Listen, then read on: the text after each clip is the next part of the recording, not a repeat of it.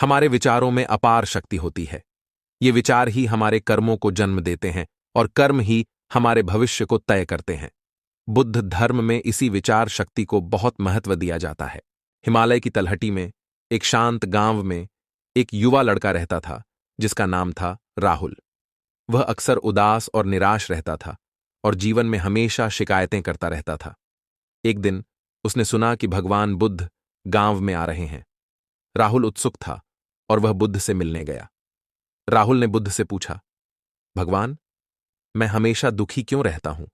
जीवन इतना कठिन क्यों है? बुद्ध ने मुस्कुराते हुए कहा, बेटा, तुम्हारे जीवन का अनुभव तुम्हारे विचारों से निर्मित होता है। जैसे विचार करोगे वैसा जीवन होगा।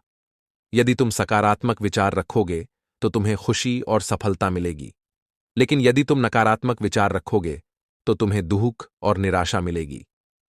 राहुल बुद्ध की बातों से प्रभावित हुआ। उसने सकारात्मक सोचना शुरू की।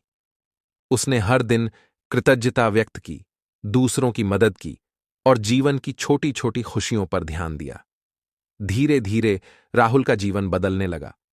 वह पहले से ज्यादा खुश और संतुष्ट रहने लगा। ये कहानी हमें सिखाती है कि हमारे विचार हमारे जीवन को आकार देते हैं। यदि हम सकारात्मक सोच रखते हैं तो हम सकारात्मक परिणाम प्राप्त कर सकते हैं, लेकिन यदि हम नकारात्मक सोच रखते हैं तो हम नकारात्मक परिणाम प्राप्त करेंगे। यह कहानी आज भी उतनी ही प्रासंगिक है जितनी कि पहले थी। आधुनिक जीवन में हम अक्सर तनाव, चिंता और अवसाद से घिरे रहते हैं, लेकिन यदि हम सकारात्मक सोचने का अभ्यास करते हैं तो हम इन नकारात्मक भावनाओं को दूर कर सकते हैं और एक खुशहाल और सफल जीवन जी सकते हैं। यह कहानी हमें निम्नलिखित प्रेरणा देती है। सकारात्मक सोचें, कृतज्ञता व्यक्त करें, दूसरों की मदद करें, जीवन की छोटी छोटी खुशियों पर ध्यान दें, अपने विचारों पर नियंत्रण रखें, नकारात्मक विचारों को दूर करें। जैसे विचार करोगे वैसा जीवन होगा। यह एक सरल लेकिन शक्तिशाली सत्य है।